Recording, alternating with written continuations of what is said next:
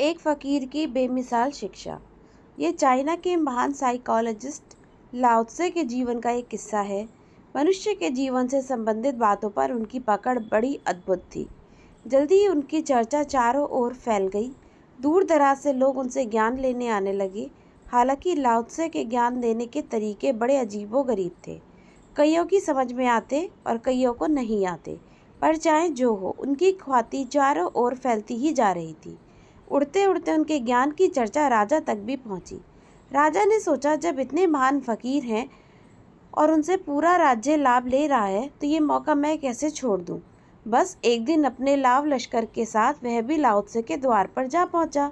उस समय वे अपने बगीचे में गड्ढा खोद रहे थे। राजा ने तत्क्षण सिपाहियों को अपने आने की सूचना उन तक पहुंचाने को कहा। राजा ने सोचा कि मेरे स्वयं के आने की खबर पाते ही लाओ त्से तुम्हारे खुशी के झूम उठेंगे, लेकिन ऐसा कुछ नहीं हुआ। सिपाही तो खबर देकर आ भी गए, पर वे अपना गड्ढा खोदने में ही लगे रहे। राजा एक क्षण को तो चौंक गया। अपने ही सेवक सिपाहियों के सामने उसे अपमान सा भी महसूस होने लगा, पर उसने सब्र बनाए रखा। वही बगीचे के बाहर जोर जोर से चहलकदमी करने लगा। उधर लाओ त्से भी अपने कार्य में लगे रहे। कुछ वक्त और बीत गया, पर लाओ त्से नहीं आए तो नहीं ही आए। राजा पूरी तरह झल्ला उठा। यह फकीर है या पागल?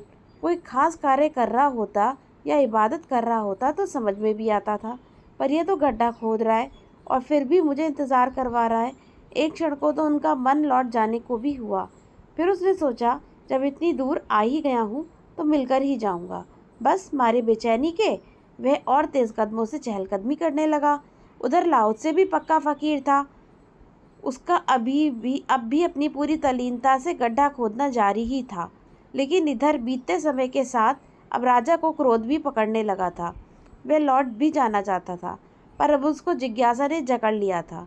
अब वह लाओ त्से के इस व्यवहार का राज जाने बगैर जाना नहीं चाहता था। आया था ज्ञान लेने, लेकिन चूंकि ज्ञान देने वाले ही उसे पागल जान पड़ रहा था, तो ऐसे में अब ज्ञान वगैरह तो उसकी कोई रुचि रही नहीं। अब सवाल ही नहीं उठता था। अब तो वह सिर्फ जानने को रुका हुआ था कि आखिर फ़कीर यह सब कर क्यों रहा है। यह राजा इन्हीं सब उधेड़बुन में खोया रह गया। और उधर लाओ त्से महाराज अपना कार्य सलटाकर आ भी गए। उन्होंने आते ही राजा का स्वागत किया, इंतज़ार करवाने हेतु क्षमा मांगी और हाथों हाथ भीतर चल आराम से विराजने का निवेदन भी कर डाला। लेकिन राजा क्रोध में था। उसने लाओ त्से के आग्रह को कोई तवज्जो नहीं दी।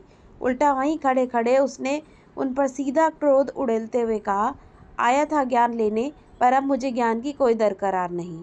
मुझे यह बताओ कि एक साधारण से कार्य के लिए तुमने मुझे इतना इंतज़ार क्यों करवाया। प्रभु, प्रश्न सुनते ही लाओ त्से ने एक क्षण को सीधे राजा की आंखों में झांका, फिर एकदम हंसते हुए बोले, जहाँ तक कार्य के मामूलीपन का सवाल है, तो कार्य कोई भी बड़ा या छोटा नहीं होता है।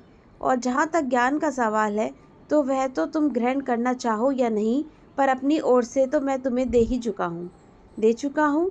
राजा और बुरी तरह चौंक गया। अभी तो बातचीत ही नहीं हुई, अभी तो मैंने कुछ पूछा भी नहीं, और ये कहता है कि ज्ञान वह दे चुका है। यह पक्के में पागल है। फिर भी राजा की उत्सुकता तो जागी हुई थी। ऊपर से ज्ञान दे देने वाली बात कर उन्होंने राजा को एक और नई उत्सुकता पकड़ा दी थी।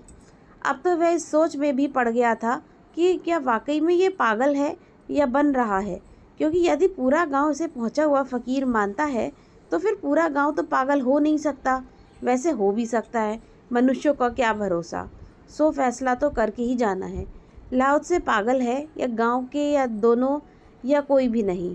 सो बस इस उधेड़बुन से निकलते हुए अब की उसने बड़ी संजीदगी से फ़कीर से पूछा, बताइए आपने क्या ज्ञान दिया? जब से आया हूँ तब से आप गड्ढा ही खोद रहे हैं।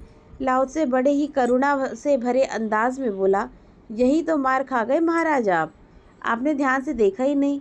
दरअसल मैं गड्ढा खोद नहीं रहा था, बल्कि उस दरमियान गड्ढा खोदने की क्रिया हो चुका। यदि आप ध्यान से गड्ढा खोदने में मेरी ऐसी तल्लीनता देख लेते तो सब कुछ सीख जाते, क्योंकि जीवन में ऐसी तल्लीनता व ऐसी दीवानगी को छोड़ और कुछ सीखने लायक है ही नहीं। सार, यदि आप जीवन में बड़ी सफलता चाहते हैं तो कार्य व क्रिया का संबंध अच्छे से समझ लीजिए। किसी भी कार्य के होने में दो चीज़ें शामिल होती हैं, एक कार्य करने वाला और दूसरा उसके द्वारा की जा रही क्रिया। और इसे प्रकृति की त्रिगुणी माया के आधार पर 3 भागों में विभाजित करूं तो अधिकांश समय कार्य करने वाला तो होता है, परंतु उसका क्रिया पर ध्यान बिल्कुल नहीं होता। अधिकांश लोग इसी कैटेगरी में आते हैं और इसलिए उनकी किसी भी कार्य का जीवन में कभी कोई परिणाम नहीं आ रहा। दूसरी कैटेगरी में वे लोग आते हैं जो कार्य करने वाले को और की जाने वाली क्रिया को अलग अलग जानते हैं और उसी हिसाब से कार्य करते हैं। ऐसे लोग 10,000 में से एक ही सफलता पा रहे हैं, लेकिन लाखों में एक व्यक्ति ऐसा भी होता है जो कार्य में इतना डूब जाता है कि सिर्फ कार्य रह जाता है और करने वाले गायब हो जाता है, और ऐसे लोग ही ऐतिहासिक सफलता पाते हैं। कहने का तात्पर्य ये है कि नृत्य तो हो परंतु नृत्यकार गायब हो तो ही चमत्कार होता है। बस आप भी यह कला सीख जाएं, फिर जीवन में ऐतिहासिक सफलता दस्तक ना दे तो कह देना।